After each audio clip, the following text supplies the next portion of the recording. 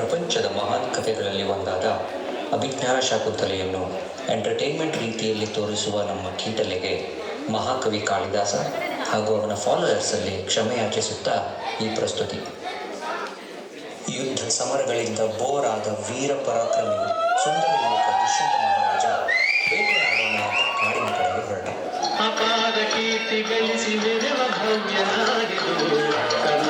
ಕರುನಾಡ ಕಾಡಿಗೆ ಮನಸೋತ ದುಷ್ಯಂತ ಬೇಟೆಯನ್ನು ಸೈಡಿಗಿಟ್ಟು ಪ್ರಕೃತಿಯ ಸೊಬಗಲ್ಲಿ ಕಳೆದೋದ. ಅವನ ಈ ಸಣ್ಣ ಪ್ರಯಾಣ ಒಂದು ದೊಡ್ಡ ಇತಿಹಾಸವನ್ನೇ ಬರೆಯ ಹೊರಟಿದೆ ಅನ್ನೋ ಅರಿವೇ ಇರಲಿಲ್ಲ ಅವನಿಗೆ.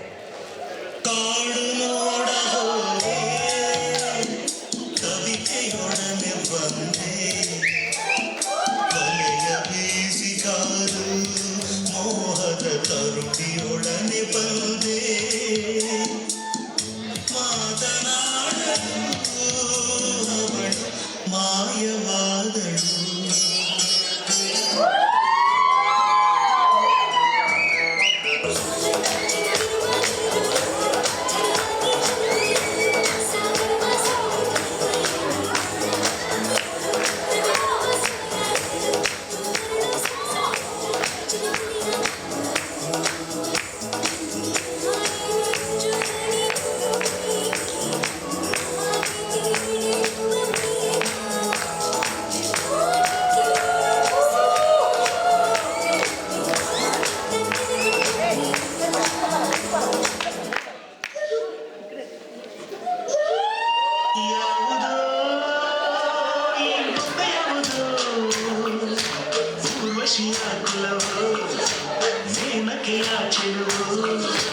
ಕಾಳಿದಾಸನ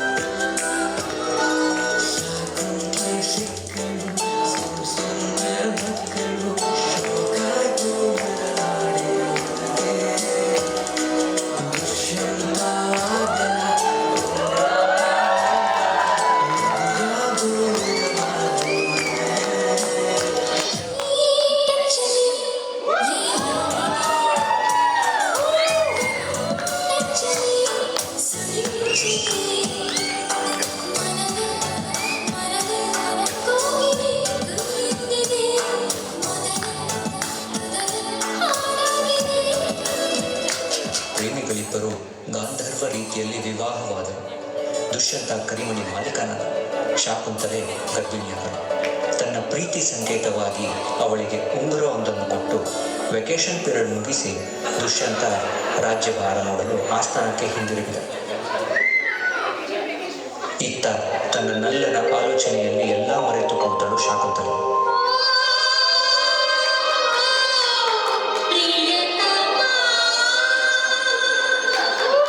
There comes the great Durvasa.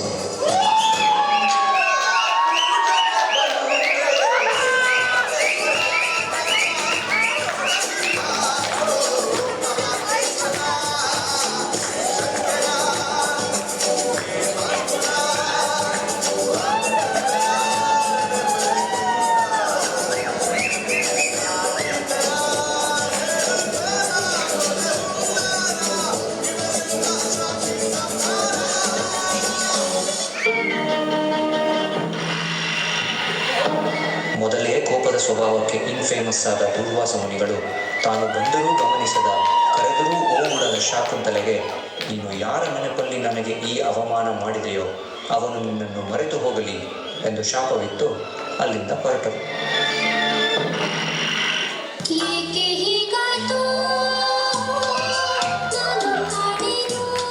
ಇನ್ನು ತಡ ಮಾಡದೆ ನೇರ ದುಷ್ಯಂತನನ್ನು ನೋಡಲು ಓಡಿದಳು ಶಾಕುಂತಲೆ. ಆದರೆ ಪಾಪ ಅವನಿಗೇನು ನೆನಪಿಲ್ಲ.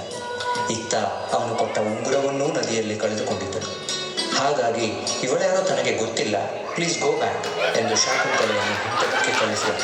ಪ್ರೀತಿಸೋ ತಪ್ಪ ಅನ್ನೋ ಕ್ವಶನ್ನಿಗೆ ಉತ್ತರ ಹುಡುಕುತ್ತಾ ಜೀವನ ಕಳೆಯೋಕೆ ಶುರು ಮಾಡಿದರು ಶಾಕುಂತಲೆ.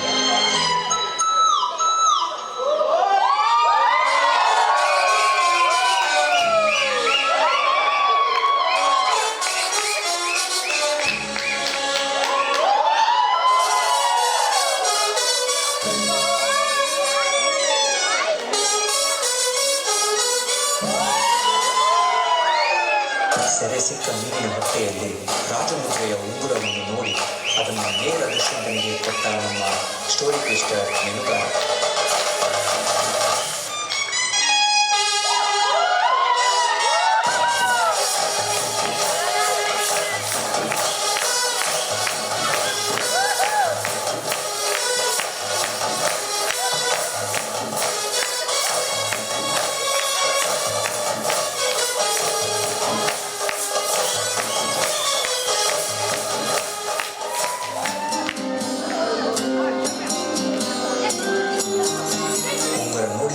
ನಡೆದದ್ದೆಲ್ಲ ನೆನಪಾಗಿ ನೇರ ಶಕುಂತಲೆಯನ್ನು ನೋಡಲು ಓಡಿದ Dushyanta.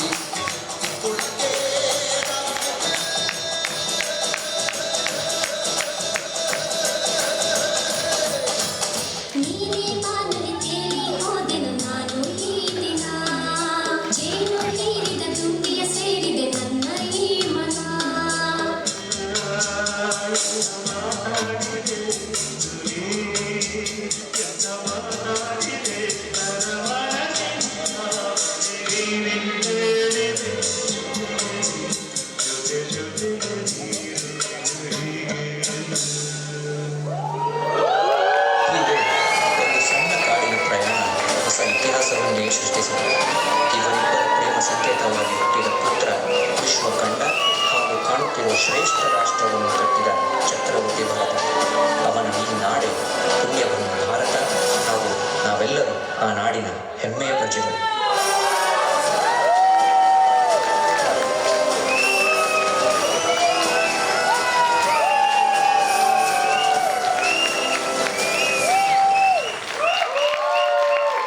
Thank you Shakuntale team. ದೂರ್ವಾಸನಾಗಿ ಗಂಗಾಧರ್, ದುಷ್ಯಂತನಾಗಿ ಹರೀಶ್, ಶಾಕುಂತಲೆಯಾಗಿ ಶ್ವೇತಾ, ನಮ್ಮ ಸ್ಟೋರಿ ಟ್ವಿಸ್ಟರ್ ಮೀನುಗಾರನಾಗಿ ಶ್ರೀರಾಮ್, ನಾನು ದೀಪಕ್. Thank you.